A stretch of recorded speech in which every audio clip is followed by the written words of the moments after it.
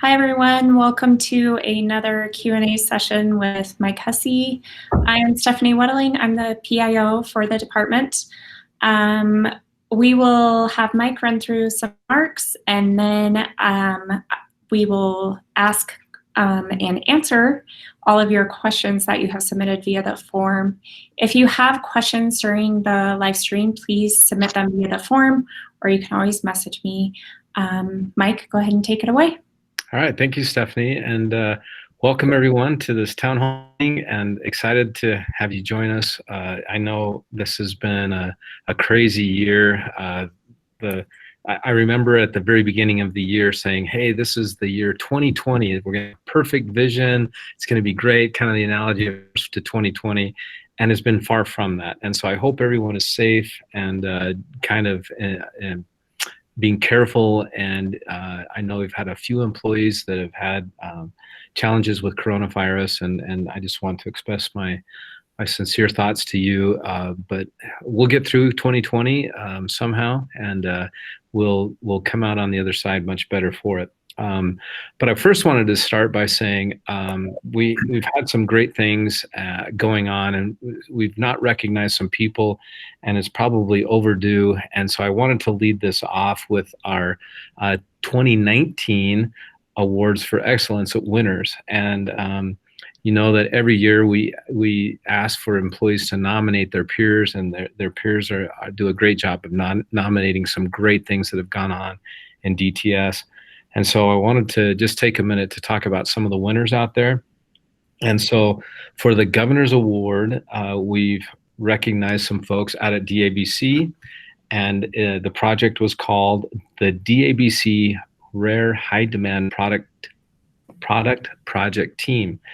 And so recognition to Craig Madsen, Bree Lifforth, who's moved on from there, Will Swanapool, Dave Gailey, and Donnie Ford. And I just wanted to say, with DABC and DTS working together, it's been a great project to find the rare product out there. And so wanted to say thank you for your work, and so that to this great product or project will help people get into the drawings for rare product.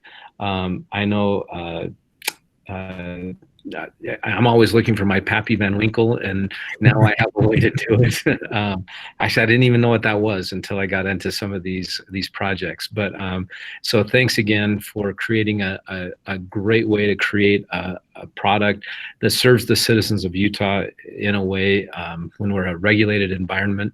So it does create a great need. It does fill a great need out there, working together with the ABC. So kudos to everyone on the Governor's Award for Excellence there, and thank you for a great project that I think will pay a lot of dividends, and our citizens will be really excited to see. Also, we have the DTS Awards, and first I want to recognize the cost saving team. There's Darius McBride, Sam Albernaz, Phil Bates, Kent Godfrey, Laura Larson, John Berman, Todd Berry, Brett Shaw, and our very own Corona Nathavai.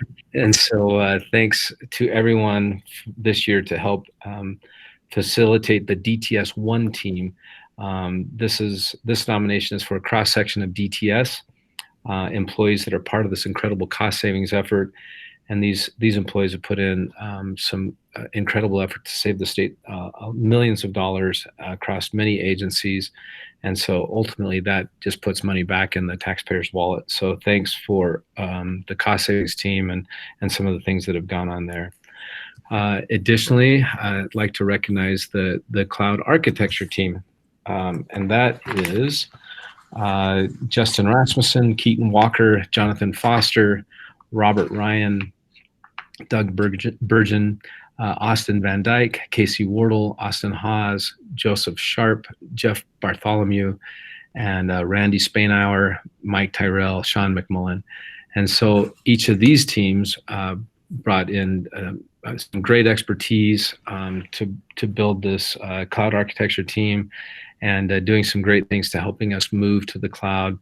And so this is really what we needed, is to create a repeatable pattern of how to do it and many of these folks stepped up to do that, and they broke through some of the what I'd call perceived barriers and helping get through those, and then also some real barriers within DTS to help us figure out how to move to the cloud more effectively, and work on not just cloud solutions but work process solutions. And so thanks to all of them for helping with that. And it was a cross platform, whether it was hosting, networking, or even in the software development sector. So anyway, thanks to all of you for that. Additionally, we have another team I'd like to recognize, and that's the DWS Employment Insurance Imaging Team. And that consists of Wes Miles, Martha Borden, Robert Love, Brett Baker, and Brandon Woolsey. So in 2019, the Department of Technology Services, DTS, working with DWS, modernized the imaging system for the Unemployment Insurance Division. And this was a 6-month project where it was completely developed in-house. And so we're starting to see the efficiencies gained from the work that was done there. And by automating some of these images, delivery of images through unemployment insurance tax systems and the unemployment insurance benefit systems. And so both between cats and cubs, we're seeing some great modernization efforts that have happened there and making things more efficient. So anyway, thanks to you guys as well. It's always great to see the great efforts going on between DTS and DWS, the agencies we serve. And these needed to be recognized. And because of coronavirus, we just barely got out some of the letters. And so wanted to let you know we're grateful for what you've done and appreciate the efforts. And so thanks to everyone. We're doing some fantastic work out there. I also want to just make mention, I just went to Christy B. Hoonan's retirement. She's worked for the state for 46 years, and she was just a treat for me to talk to. She was having her send off, and she brought in sandwiches. She brought in some snacks and chips and things for people to have, and just her way of saying thank you for her time here at the state. And I thought, wow, she's really been just incredible. And I know many of you have worked with her, and wanted to just take this minute to say how great she was as an employee and a great model for many of us to learn from. I was talking to her, I probably spent an hour with her, and she was talking about how she's worked many of the holidays because she knew that her fellow employees needed that time with their families, and she could work around it with her schedule. And so I just wanted to say, that there are some great folks out there, and I'm sure many more beyond Christy that are just like Christy, and just take this opportunity to say thank you for all of what you do. There's some great employees out there, and I just wanted to say you're the best. Hopefully we can take Christy as an example.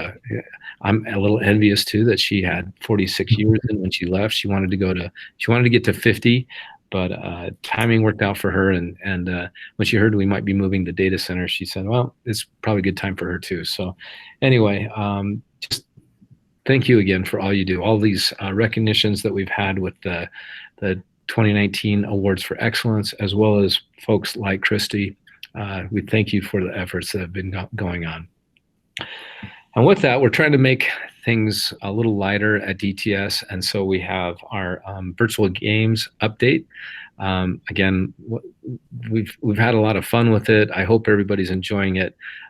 So the trivia, I can't seem to win, is still going on, and that finishes up next week. I keep trying, and there's some really smart people that are quicker on the draw and better at the answers, I'm sure, than I. But in any case, it's going really well. And there have been some crazy questions out there.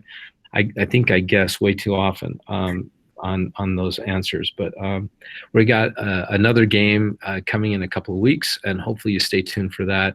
And let's just have some fun. Let's have a way of staying connected while everybody's at home, working remotely, and getting through these challenging times, and make 2021 a better year. So anyway, hopefully that works well. So where are we with COVID? we're continue to work as we have been. I don't see a lot of change in the near future. Salt Lake City is still orange. We still need to take those risk guidelines that are under the orange risk level, and we're certainly following everything that the governor's office is saying, the Department of Health, and I see us continuing to telework for some time. Even if Salt Lake City goes yellow anytime soon, I still feel like this is working for us, and so we'll just kind of monitor that over the next month or two, or however long this takes. And so we wanted to make sure that everybody is getting what they need, though, at the same time from the office. And so hopefully some of these games will bring us together, but continue to do what you're doing. I think it's being successful. I was just talking to Scott a minute ago about how some of the great things that are going on through the agency are coming to pass, and I just wanted to say thanks for that. I think we're being successful. Again, in part of our mission to support the agencies, we don't know what they look like going back to the office, and so we'll need to make sure that we support them.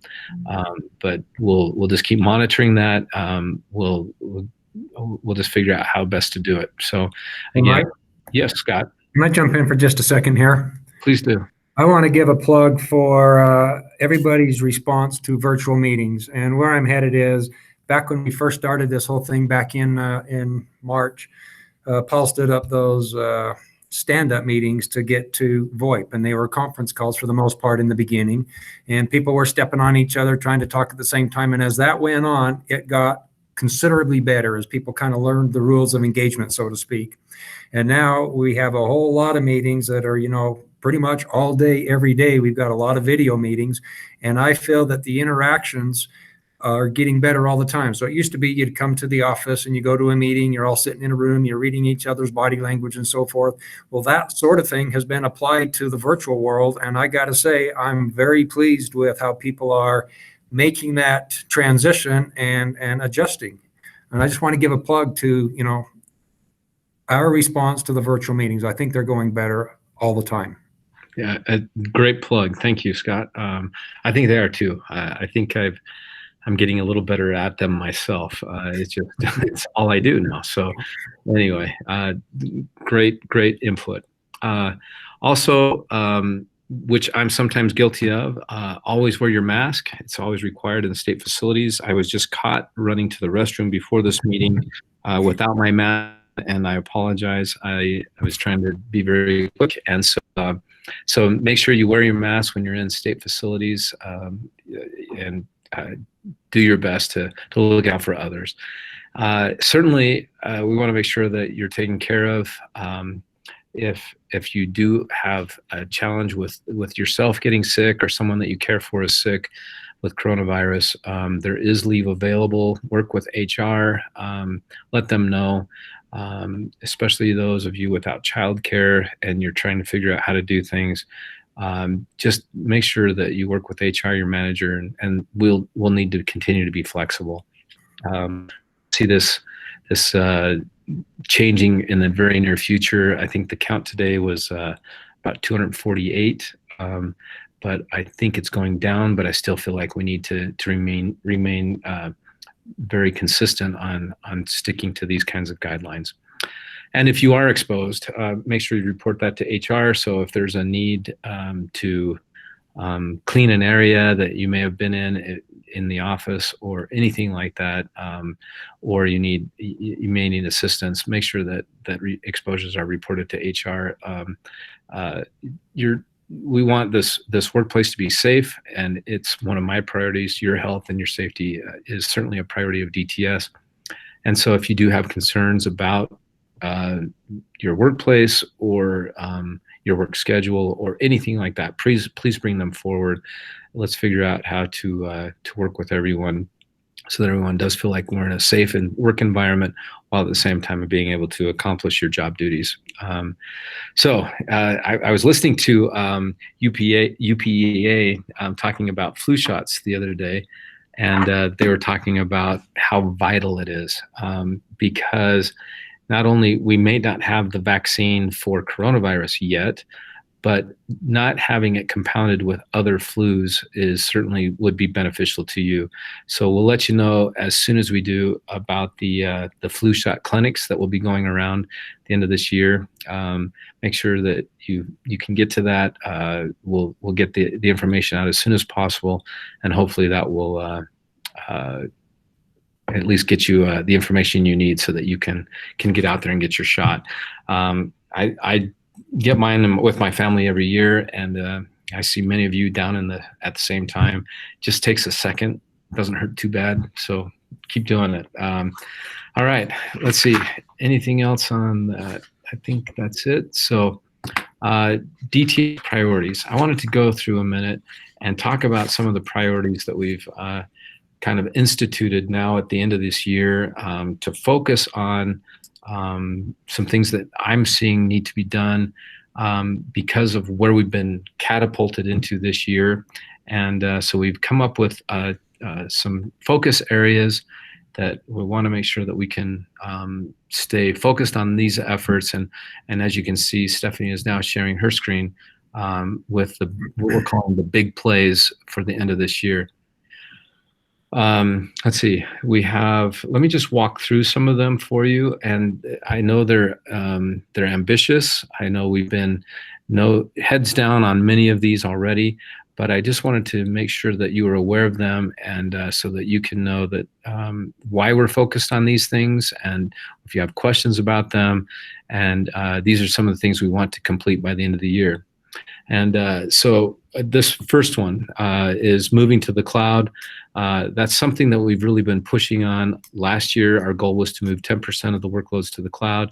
This year, it's 30%. We're moving some amazing systems to the cloud, and I see us moving more systems to the cloud as we go forward. And as you can see, we've been quite successful, and we've been building this plan on AWS, and so that's available in Sharp Cloud. This is what we're showing. It's available to everyone. Maybe Stephanie, if everyone doesn't have that link, we can just push that out at the end of this meeting, and so people can go back to this.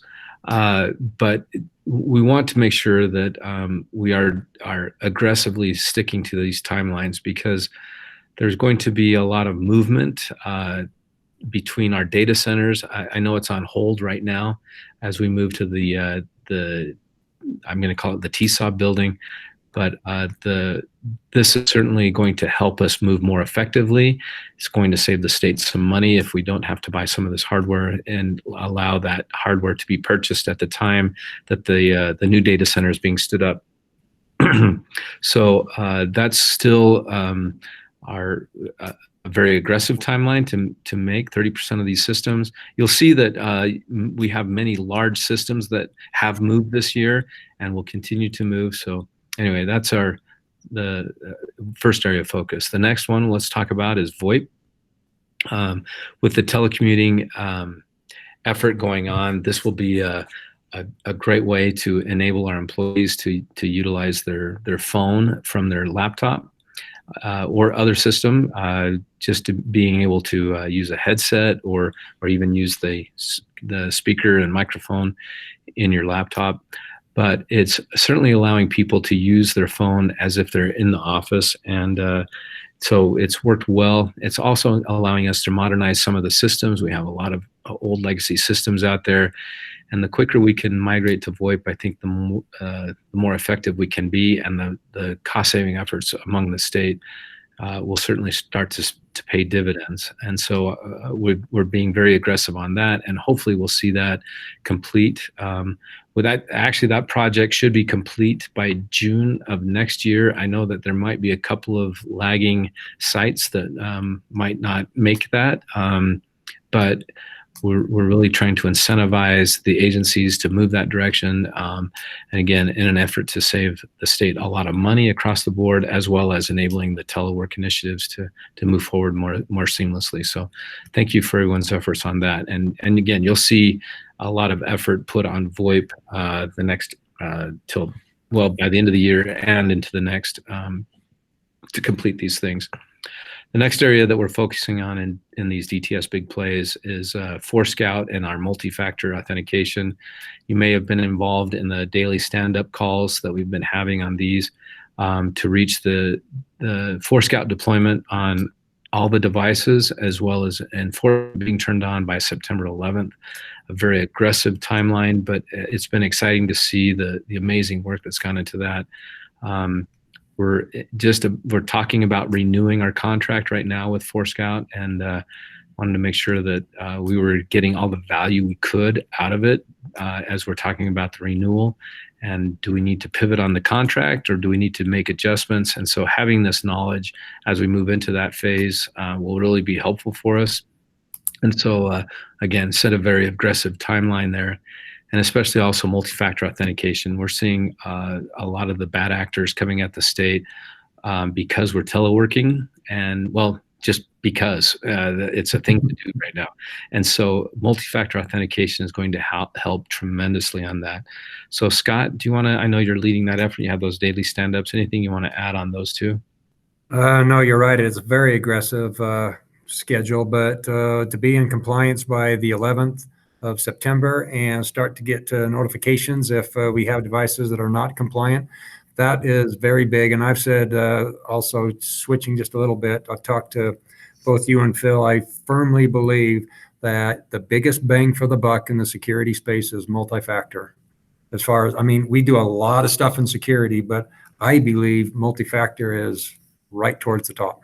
Yeah, I agree. I've seen a lot of issues that have come up for the state that had we had multi-factor enabled, it would not have been an issue. And even some issues with direct deposit, things of that nature, where changes have been made to employees' paychecks. And so I think it's going to solve a lot of challenges that we're facing.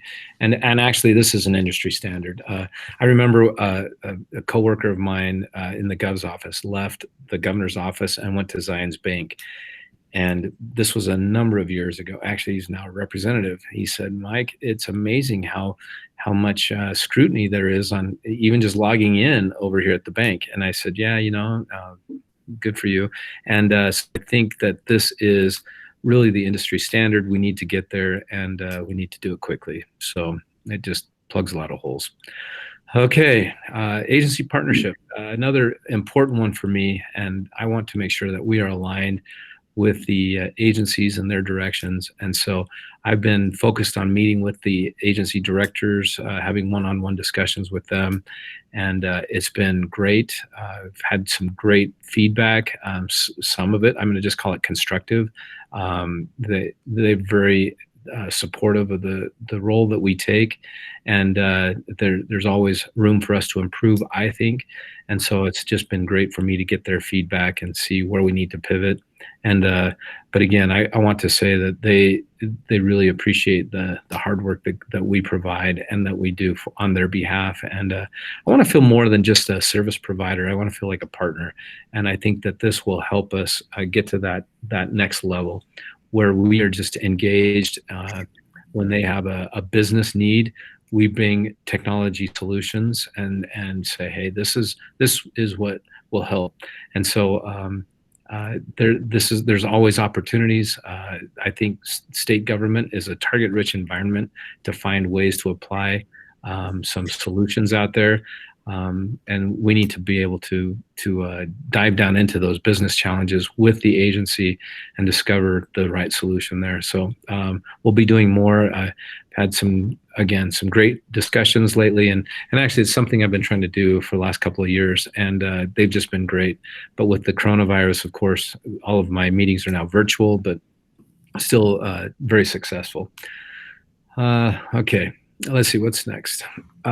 Network bandwidth. I'm calling this network bandwidth and resiliency.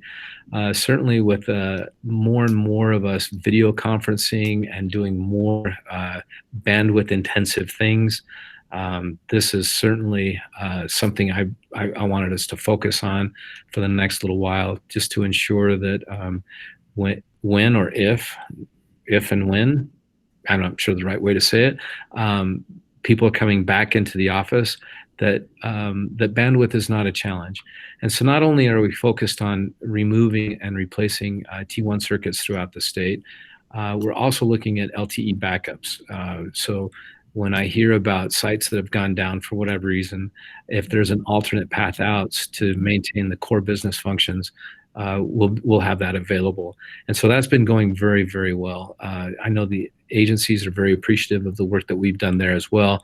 It's just, I know it's an aggressive timeline here. Everything seems to be aggressive, I know, but we just want to get some of these things off the table. We've been working on these for a while, and down the road, I think it'll position us well for maybe 5G backup. So if 5G backup is on the table when we wrap this up, at least we just have to swap out maybe not all the equipment. Maybe it's just a SIM card. Maybe it is some equipment. But if there are sites that we need more bandwidth as a backup, then let's talk. But we're looking at a lot of resiliency there and increasing the speeds.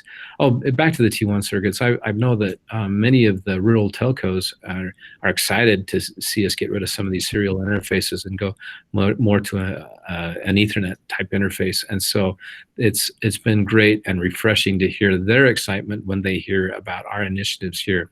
It's not going to work everywhere. I know that we need to do more with less all of the time, and it may take some small investment at a number of sites, but I think the dividends that it will pay, and it will pay down the road, are certainly huge. And so let's just do the best we can there. Let's knock out what we can by December. Replace as many as we can. There may be some where the carriers just can't get us there on a MO circuit, but they can certainly get us there on a T1 or something else. And so let's just get to that point where we have that resiliency and the increased bandwidth available. We've also been working with UEN on some opportunities to increase our bandwidth and to create a new platform, a new SSID that will be broadcast on many of our WAPs. It's called EduRoam, so you'll see that rolling out in a partnership with the University of Utah and UEN and the state, and also to provide more bandwidth between us and UEN as a result of that. So it's going to be a great partnership going forward.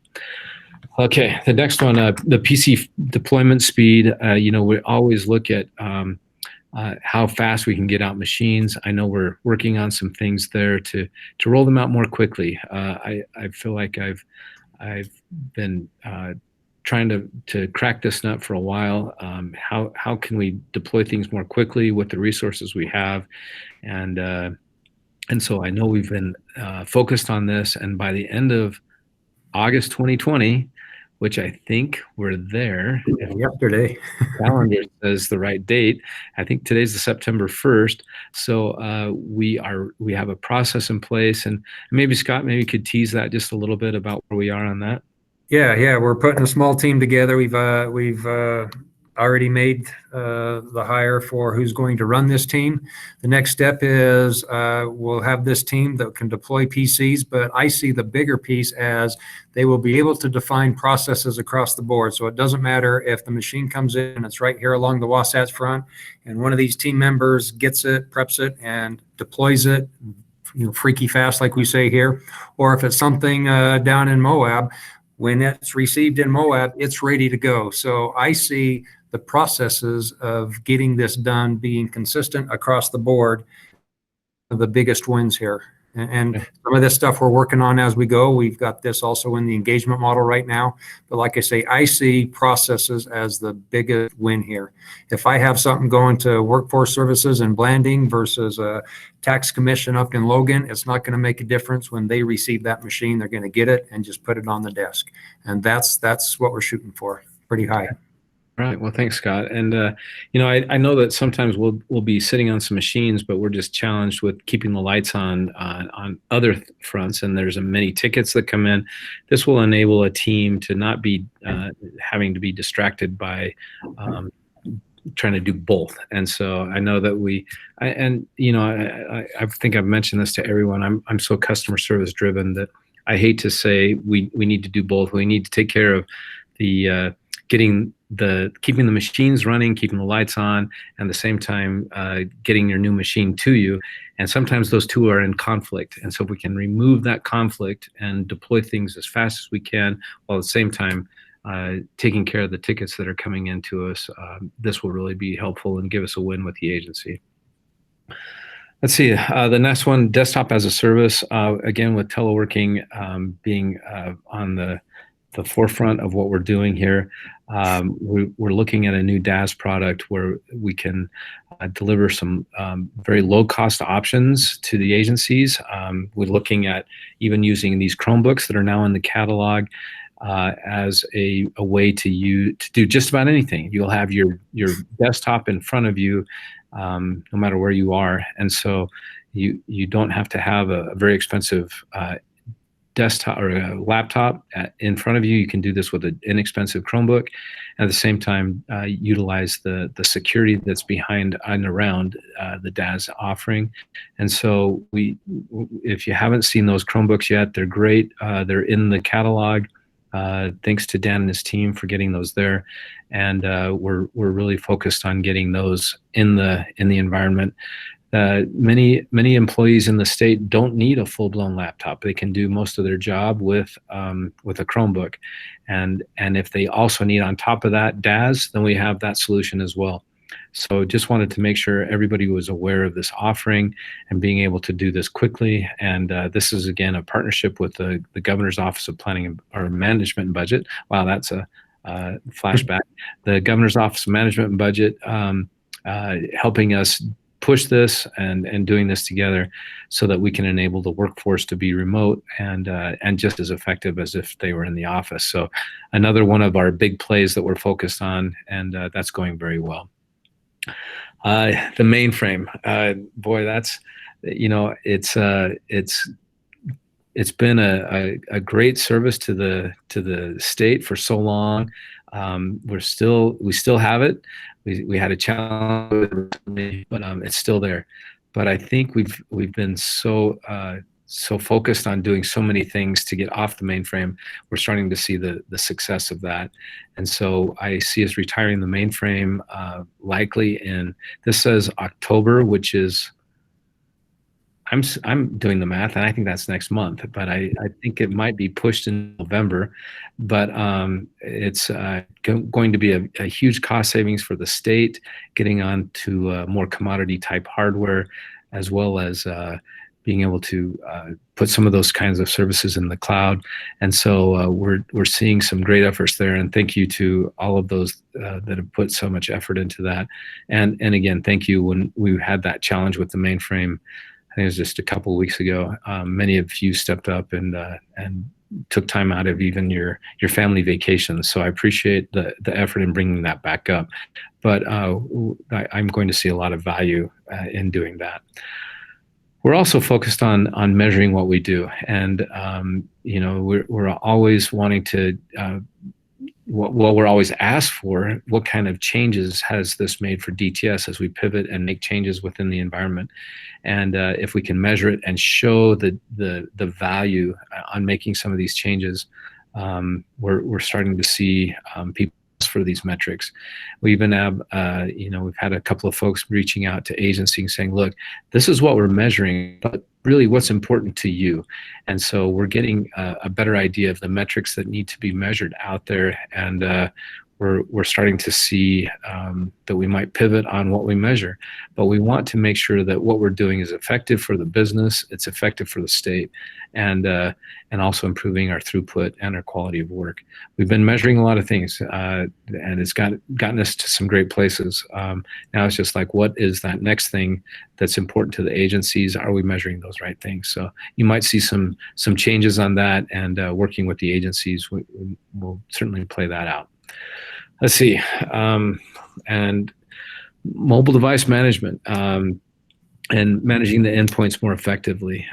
So we're trying to improve that. That's been a desire of the agencies for some time. MobiCord has been on the radar for quite a while, and this has been a big play that we're trying to do, and I think we're really close on getting this out to the agencies and providing a secure endpoint, a secure phone, a secure tablet where they can feel rest assured that the things that they're doing on that tablet is safe and it's appropriate for the policies of that agency and for the enterprise. And so we want to be able to have that in front of us soon. And Dan, is there anything else you want to add about MobiCord on that? We think this will be really exciting for the agencies, and we are rolling this out to different agencies. And I think the feedback we've gotten for those who've already used MobiCord is that it's really great. It's going to be a really good solution to manage your endpoint devices, your mobile devices, and so it's an exciting project. Okay, and thank you, and thanks to you and your team, Dan, for getting this to where it is. And actually, we've had agencies asking for it for a while. Actually, we've got one agency that we're under an SBA with because they've been asking for so long. We said, well, let's just do it, and then let's grow it to the enterprise. And it makes a lot of sense with more and more of our work getting on our smartphones and our tablets. This will be a great way for us to make sure that it's a secure environment for people to interact with the state. And so, these are some of the things that, again, we're aggressively focused on for the next little while to get these completed by the end of the year. You saw some of the dates on those, with the exception of VoIP. I think we can do all of these by the end of the year. And these are the things that we need to be focused on in our top 10.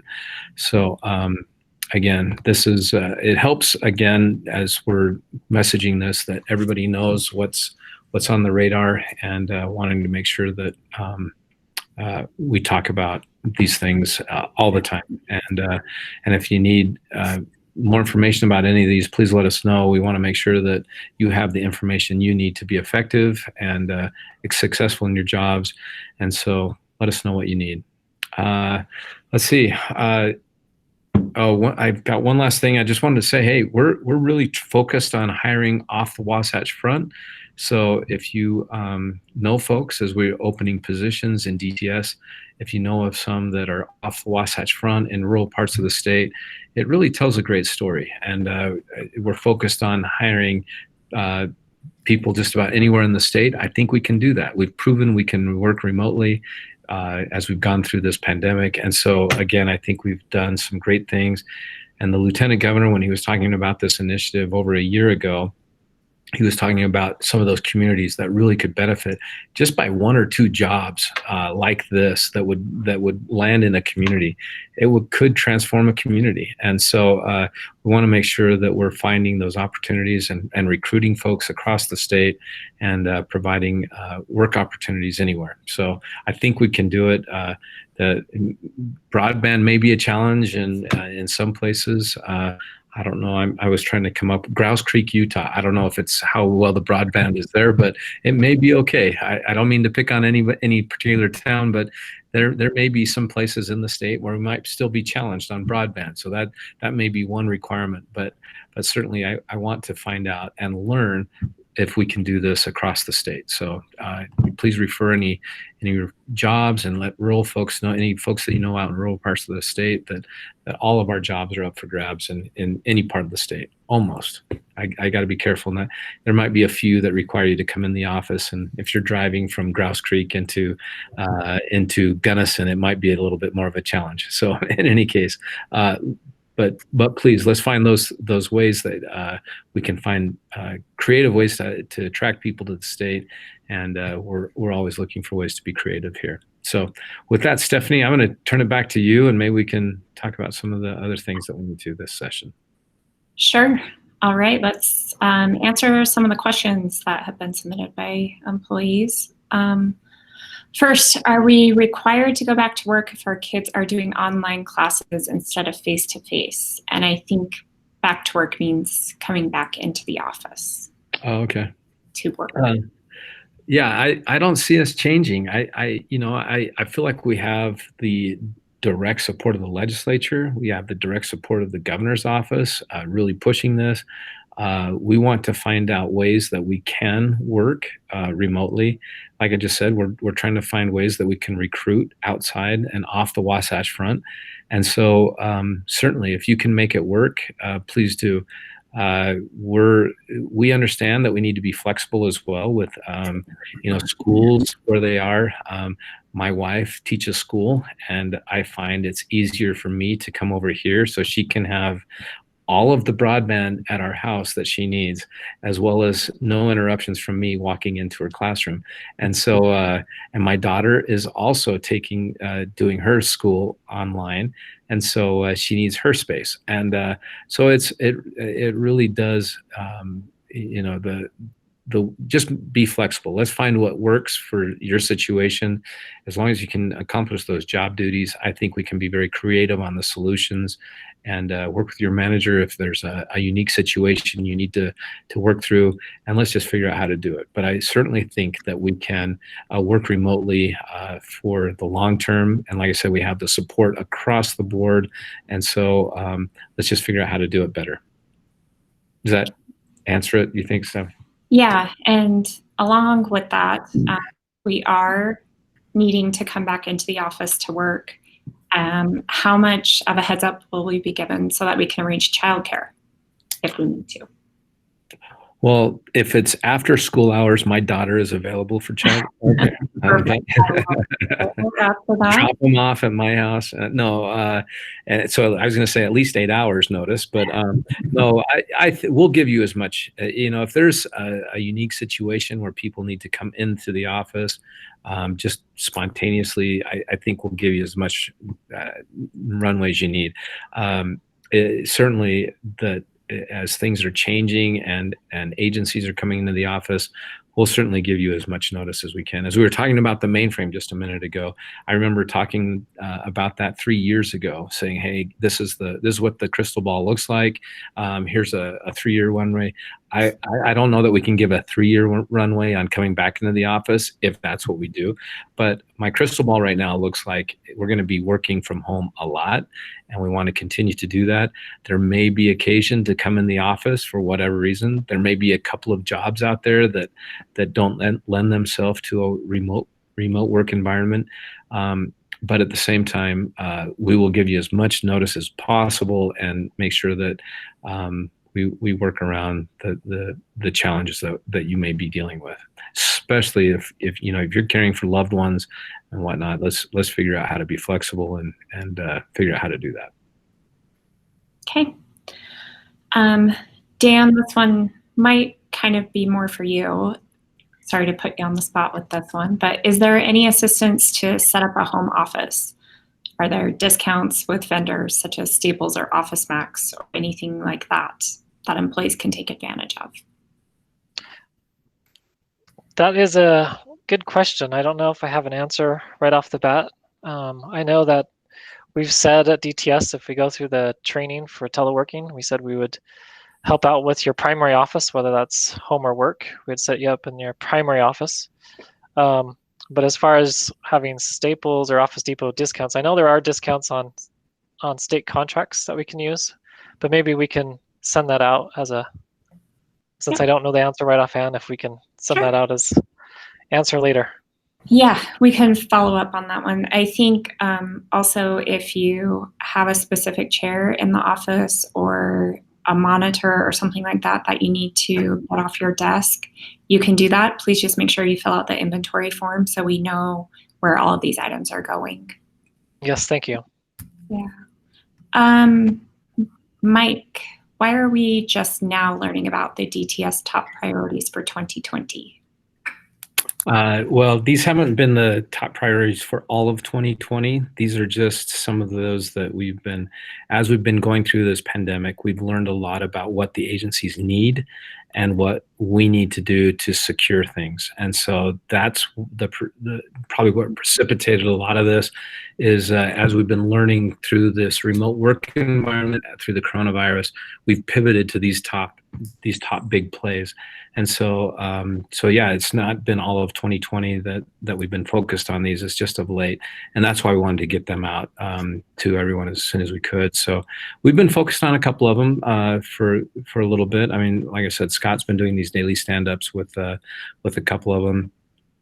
But we've had many of these have been in play for some time with the VoIP migration, with some of the resiliency, but it's just a renewed effort and a focused effort to say, hey, some of these other things can probably go on the back burner while we focus on these things, because these are the big plays that we need to do to help all of the agencies and help the enterprise effectively work in any sort of a situation. So I think that's why it's kind of come up now, but again, it's not been all of 2020. It's just been of late. So I hope that makes sense. Yeah. Okay, what do you see as desktop support's role in 2021 and beyond? Well, I think that's one of the main services that we offer is desktop support. And I think it's a lot of times some of what people see when we're interacting with the agencies. They see many of the personnel there that are in the desktop support group. And so I see that as something that we're going to need to provide for a long time. The services are always going to be needed when they have people like Corona needing support because of their challenge. I'm sorry, Corona, your image just popped up. No, there's going to be always a lot of cycling with new people coming into the government and state government. And sometimes it's just a little hand holding to get them set up. Sometimes it's just, hey, I don't understand why this doesn't work the way I expected it to. And so I see desktop support roles as being always something that we need. And it's going to be a service offering that I think is going to be relied on.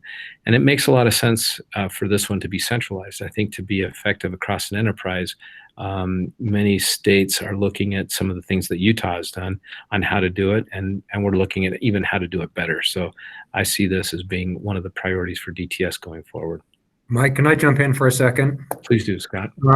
Because of the environment we're in right now with so many people working from home, yeah, we're still working in the office. I wanna address that if I could, but I really don't see sending text to people's homes in the future. I could see maybe we might have a scenario where we start to ramp up a little bit on spare gear, backup gear, meet at a local office, swap out and take the trouble machine and work on it behind the scenes, so to speak. But that's kind of where my head went when I saw this, only with regards to the pandemic and what's going on. Okay, that's a great point. And I know our partner, Valcom, will actually go to people's homes to fix their hardware now. Did I understand that right when some of the new offerings they have? Yes, that's correct. They won't go inside the home, but they'll go to the doorstep. They'll pick up a broken machine and then return it, is the way I understood it. Yeah. Okay. All right, so even our partners are starting to understand the need to go remotely, and so maybe that's the basis of that question. So, I see desktop again playing a huge role there. Agreed. Okay. How does DTS plan to keep up with the cost of retaining employees or hiring new employees in highly technical areas, as retirement comes for some or changing employment opportunities arise for others? That's a great question. This is a competitive environment here in the state of Utah. The governor's done a great job of attracting high-tech companies, and so there's a lot of high-tech need in the state. And they're doing things to kind of help with getting people attracted to this industry. The pipeline, with this announcement with AWS certifications that came up recently and providing some of the training there and certifications, those are going to be high demand jobs. And so, yes, DT needs to continually monitor what we're doing. Every year we ask for what's called targeted funding for jobs in our organization. Just a little history. We've been very successful, I think, in keeping it on the radar. But getting it over the finish line has been a challenge for all agencies. All agencies feel like there are specific positions that would really be beneficial if they could just have a little money for these specific functions that are really high-skilled, high-tech positions. And so we've requested those. We'll request them again. The first year, it was difficult even to get it into the governor's budget. And then we got it into the governor's budget and didn't get it into the legislative budget. And then this last time we got it over the finish line, and then the coronavirus hit. And they said, no, we're not going to fund these positions. We're going back to the previous year's funding. So we'll continue to push on that. I know it's a challenge sometimes. I know it's a competitive environment that we're in.